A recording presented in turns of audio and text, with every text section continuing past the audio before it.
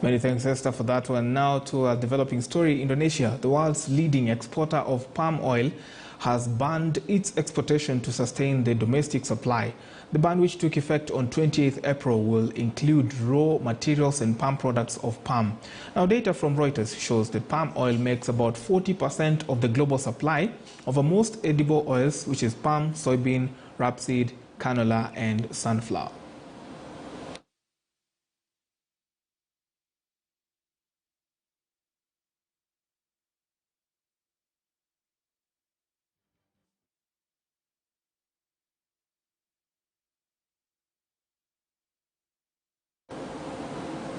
Very well. Let's now put perspective to that news item, and it's a developing story. So the question then would be, what is the net effect of this on the local oil manufacturer and ultimately on the consumer?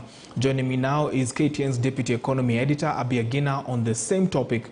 Abi, good to see you. What does this ban imposition mean to the Kenyan cooking oil manufacturer? Well, good morning, Brian. Of course, it's not a good tale of events, especially for the local manufacturers. First of all, of course, we know that Kenyans are already economically burdened, and seeing another hike in cooking oil prices will be very disastrous for the economy. So as we speak, Brian, Indonesia is important because it is the largest exporter of palm oil to Asia, Africa, and some bits of Europe. So the country banned exports of this very important commodity, which in other terms it's called the golden fruit. By banning the export of palm oil, this is going to affect countries in very catastrophic ways, in the sense that we are likely to see a jump in cooking oil prices. Well, palm oil is basically the ingredient that goes into the edible oils, and these are the likes of what you see on the shelves when you go shopping. Kenya's largest, of course, cooking oil producers include Bidco as well as Pwani oil, among a host of others. So this is going to have far-reaching effects on households, especially if this situation persists and if Indonesia does not lift the ban. So that is the immediate impact that we're likely to see, Brian. Very well. I mean, you paint quite a grim picture of what this could portend for the manufacturing sector. But let's look at any other alternatives that they have right now to supplement their production, because this is going to cause a big disruption in the supply chain of raw materials. Are there any other options? Well, there are a couple of other options on the table, including sunflower as well as soybeans. But if you look at the current capacity to meet the demand, many of the countries will be unable to not only meet the demand at an export level, but also at a local level. So this is an opportunity for African countries to reconfigure their economies, to just try and revamp some of the areas that used to perform pretty well. Back in the 1970s, Brian, Nigeria was one of the largest exporters of palm oil, and this is no longer the case. So it presents a huge opportunity for countries to just look at what stands in for them in regards to tapping into this very important sector where there's a lot of demand, and it's still too early to tell whether Indonesia will be lifting the ban anytime soon.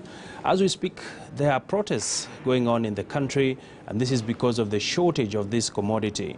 But clearly, looking at the options on the table, sunflower presents a good opportunity.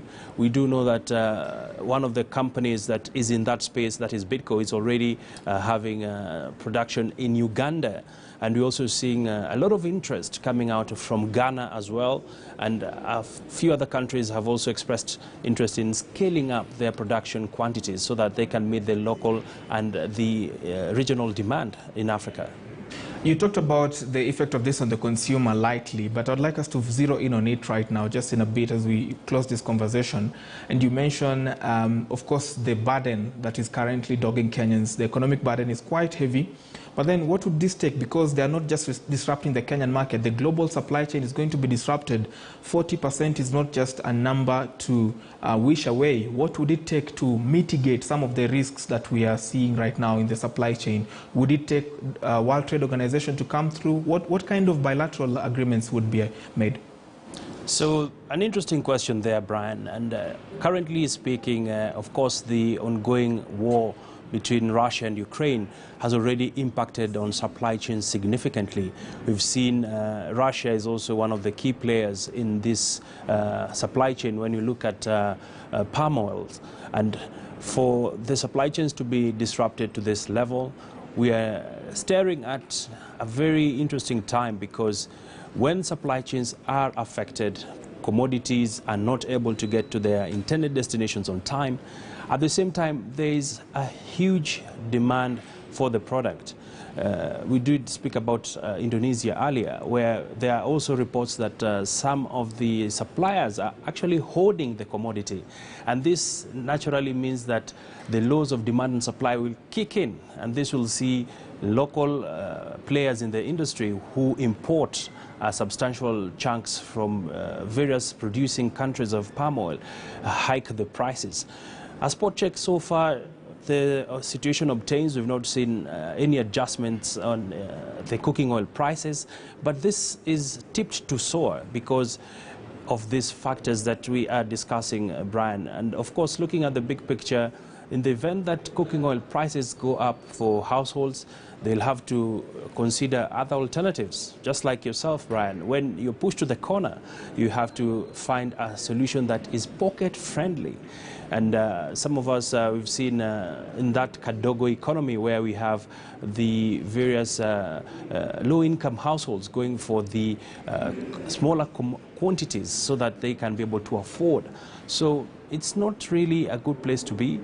At the same time, it still presents a huge, huge opportunity for African countries to step up their game and play on the international stage.